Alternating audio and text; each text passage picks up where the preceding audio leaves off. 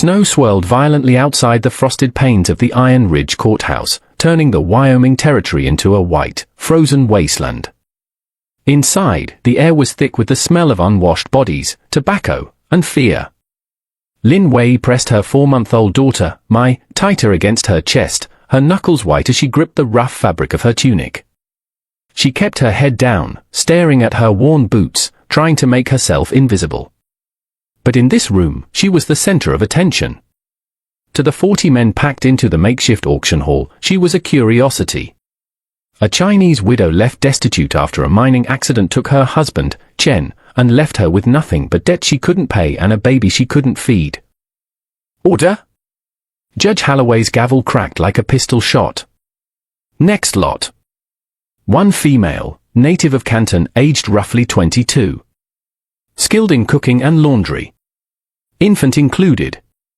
Sale is final to satisfy the debts of the deceased Chen Wei. Opening bid is $10. Lin's stomach churned. $10. That was the price of a used saddle. A murmur rippled through the crowd. I'll give you 12, a voice called out. It was murky work, buying a human being, even under the guise of indentured labor, but the law in Iron Ridge was whatever Judge Holloway said it was. 15, countered a man near the front. It was Boss Higgins, the proprietor of the Golden Nugget Saloon. He turned, his eyes raking over Lin with a look that made her skin crawl. I need a girl for the back rooms. The baby can sleep in the cellar. Lin's breath hitched. She looked up, her dark eyes frantic. Please, she whispered, though she knew no one cared. She is just a baby. $20. Higgins bellowed, grinning at the crowd. Going once. 30, a rasping voice called from the back. An older miner, smelling of gin. 40, Higgins shot back, annoyed. Don't waste my time, old man. Lin closed her eyes. $40. She was going to the saloon. She knew what happened to women in places like that. She held Mai closer, whispering a silent apology to her daughter for bringing her into such a cruel world. 50 going once, the judge droned. To Mr. Higgins. $100. The voice was low, gravelly, and cut through the noise like a knife. The room fell instantly silent. Heads turned toward the back of the room where a man stood in the shadows of the doorway. He stepped forward, shaking snow from a heavy, black duster coat.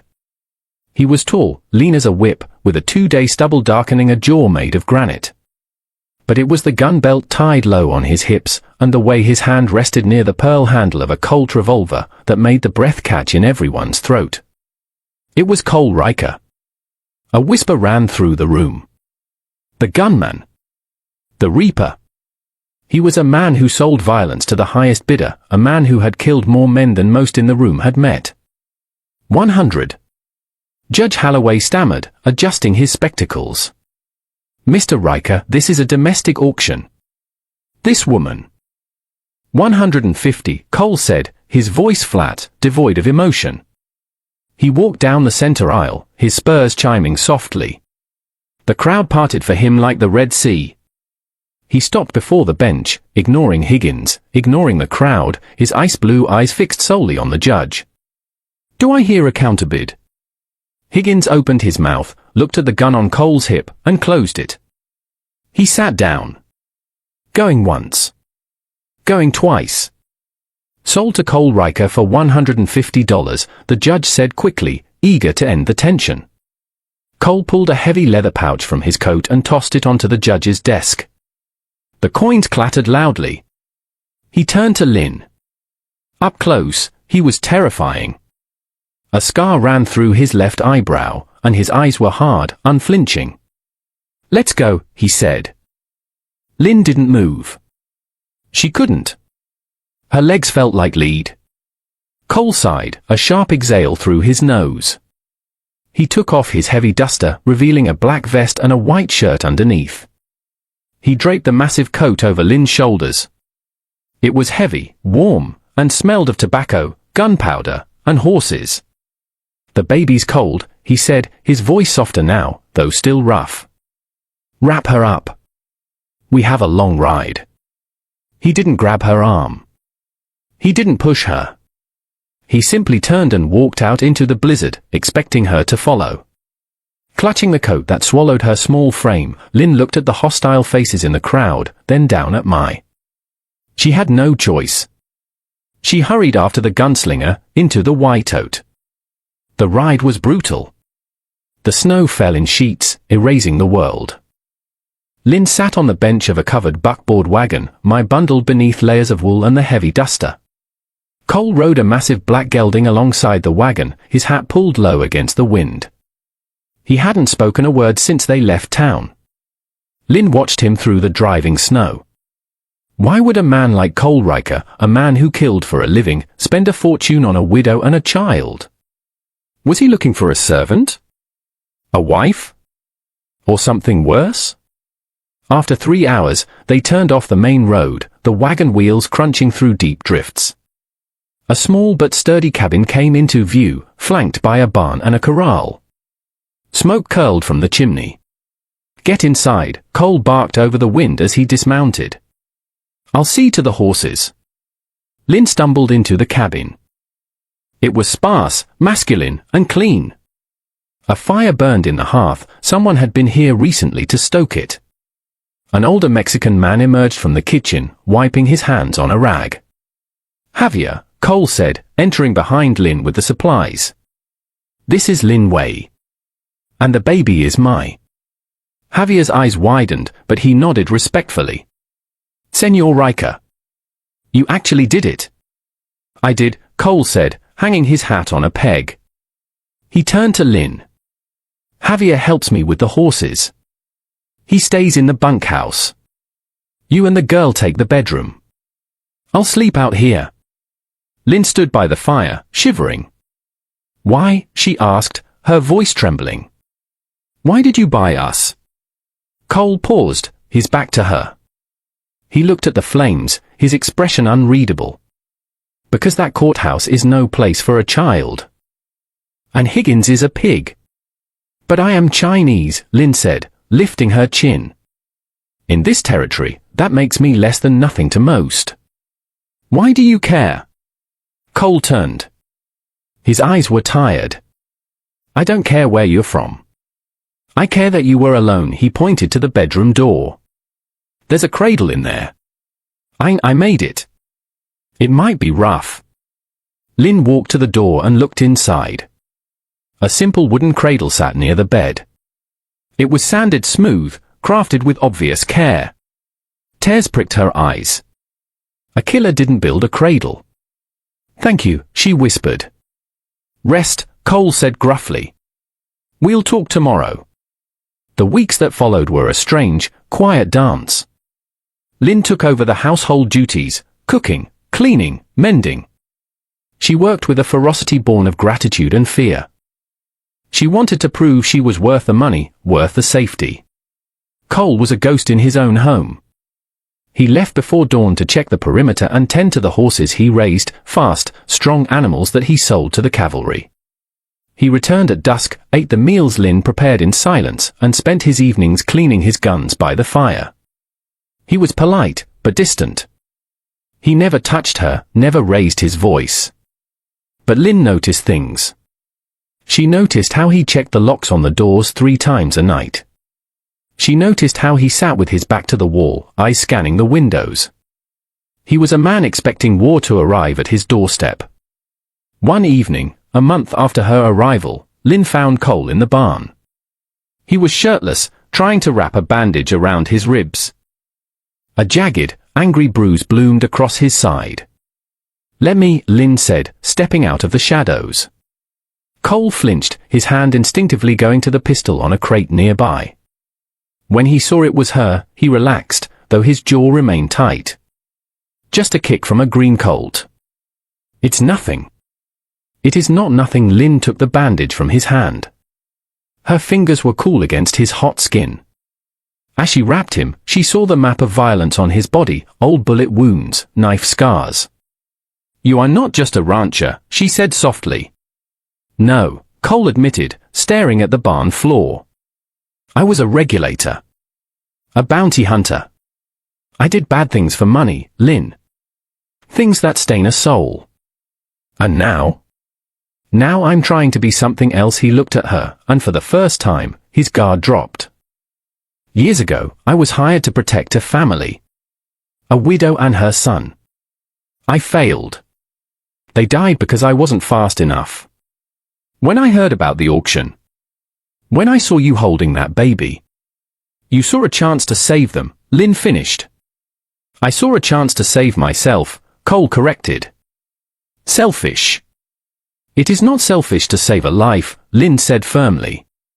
She tied the bandage and stepped back. You are a good man, Cole Riker. Whether you believe it or not. Cole looked at her, and the air between them shifted. It wasn't just gratitude anymore. It was recognition. Two broken people trying to mend each other. The peace shattered 2 days later. Lynn was hanging laundry in the crisp winter sun when 3 riders appeared on the ridge. Cole was in the corral, breaking a horse. He saw them instantly. He vaulted the fence and was at Lynn's side in seconds, his hand hovering over his gun. Get inside, he ordered. Take my. Go. Lynn ran to the cabin, grabbing the baby, but she watched from the window. The riders approached slowly. The leader was a man Lynn recognized, Bartholomew Gantry.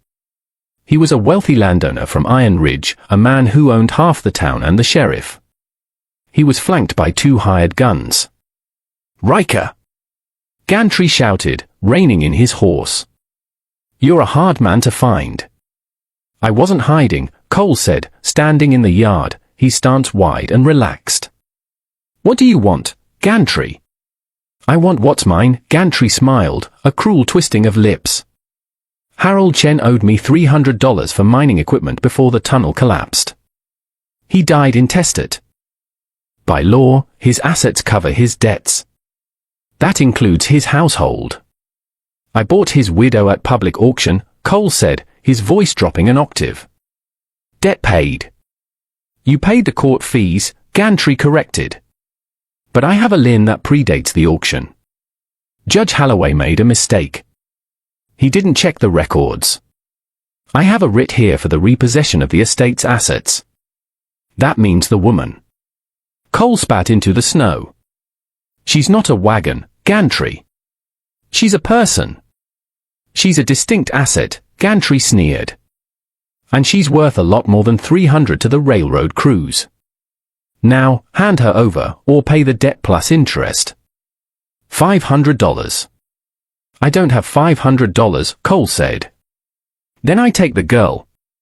Gantry signaled his men. They moved their hands to their coats. In a blur of motion, Cole drew. 2 shots rang out, cracking the frozen air. Gantry's men yelled as their hats were blown clean off their heads. They hadn't even cleared leather. Next ones go between the eyes, Cole said. Smoke curled from the barrel of his Colt. Get off my land. Gantry's face went pale, then red with rage. He wheeled his horse around. You're making a mistake, Gunslinger. I'll be back with the sheriff. You can't shoot the law. You have until tomorrow noon. They rode off, snow kicking up behind them. Cole holstered his gun, his hands shaking slightly. He turned and strode into the house. Lynn was standing by the table, Mike clutching her leg. They will come back, Lynn said, her voice steady despite her fear. I know, Cole said. He began pacing. I have about 200 saved. It's not enough. We can run, Lynn suggested. In this weather? With a baby? You'd freeze before we hit the pass. Cole slammed his hand on the table. Gantry owns the sheriff. If they come back with a warrant, and I shoot them, I hang. And you go to Gantry anyway.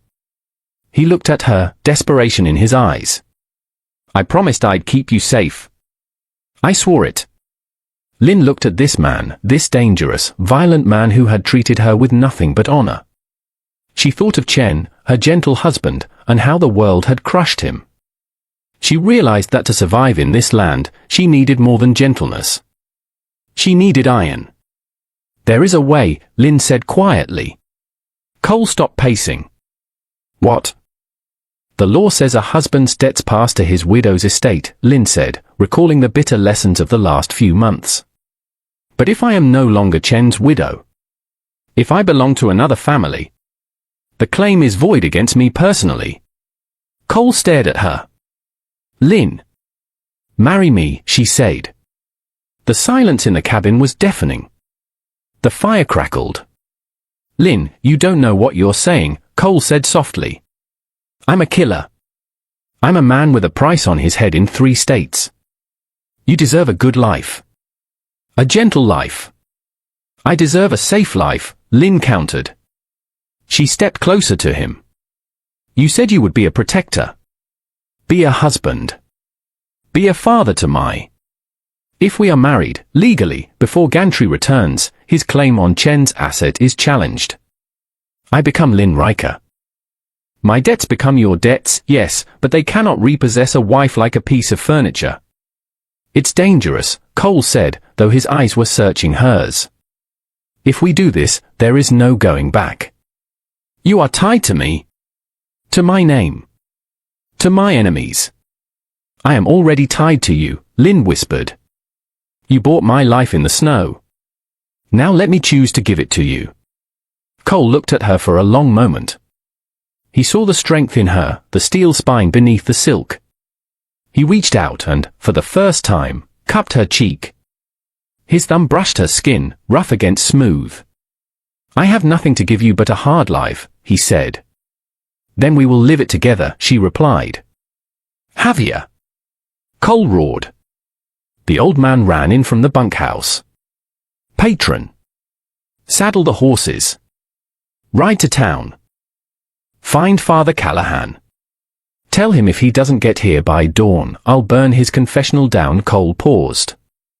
Tell him we're getting married. The ceremony took place by the light of the fireplace as the first grey light of dawn touched the snow. Father Callahan, a nervous man who knew better than to argue with Cole Riker, performed the rites. Javier stood as a witness, beaming. Lynn wore her best tunic, cleaned and pressed. Cole wore a dark suit he hadn't touched in years. When he slid the simple gold band, his mother's ring, onto Lynn's finger, his hand didn't shake. I, Cole, take you, Lynn. His voice was gravel and conviction. To be my wife. To protect and to cherish. I, Lynn, take you, Cole, she answered, her dark eyes shining. To be my husband. I now pronounce you man and wife, Father Callahan said quickly. Now, please, Mr. Riker, may I go before the shooting starts? Go, Cole said. He handed the priest a gold coin. As the door closed, Cole turned to Lynn. They'll be here soon. I am ready, Lynn said. Lynn, Cole said, taking her shoulders. I know this is a strategy. I know you did this to survive. But I meant the vows. Lynn looked up at him. So did I. Noon brought the sound of many horses. Cole walked out onto the porch, his rifle in hand. He stood tall, the wind whipping his coat. Lynn stood beside him, in a sling across her chest. She refused to hide this time. Gantry rode into the yard, triumphant. Beside him was Sheriff Miller, a man with shifting eyes and a weak chin, and 6 deputies. Time's up, Riker! Gantry shouted. Sheriff, serve the warrant. Seize the woman. Sheriff Miller cleared his throat. Cole Riker, I have a writ here for the property of the estate of Harold Chen. You are ordered to surrender the woman known as Lin Wei. There is no Lin Wei here, Cole said calmly. Gantry laughed. Don't play games. She's standing right next to you. This is Lynn Riker, Cole said. My wife. Silence fell over the yard. The wind howled through the pines. Bullshit, Gantry spat. He's lying. Show them, Lynn, Cole said. Lynn raised her left hand. The gold ring caught the sunlight. We were married this morning, Sheriff. Father Callahan performed the rites. The certificate is on the table inside. Cole stepped forward, his eyes locking onto the sheriff's. You know the law, Miller. A wife is not a chattel to be seized for a dead man's debt. Her status has changed. She is under my protection, legally and morally. It's a trick. Gantry screamed, his face turning purple. He did it to cheat me. Arrest him. Kill him. I wouldn't do that, Cole said, his voice dropping to that terrifying, flat tone. He racked the lever of his Winchester rifle. Because if a single hand touches my wife, I will kill every man standing in this yard. And I will start with you, Gantry. The deputies shifted uneasily. They looked at Cole, the legend, the killer, and then at Gantry. They were paid to evict squatters, not to die in a shootout with the Reaper.